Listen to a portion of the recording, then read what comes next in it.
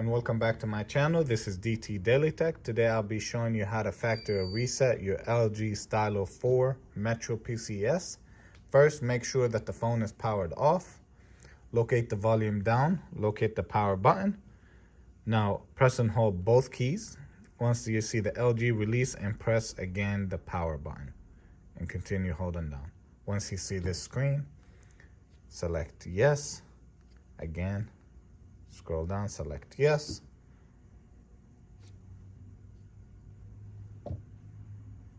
And here you go. It's erasing your LG Stylo 4 Metro PCS. If you found this video helpful, please like and subscribe. Thank you very much.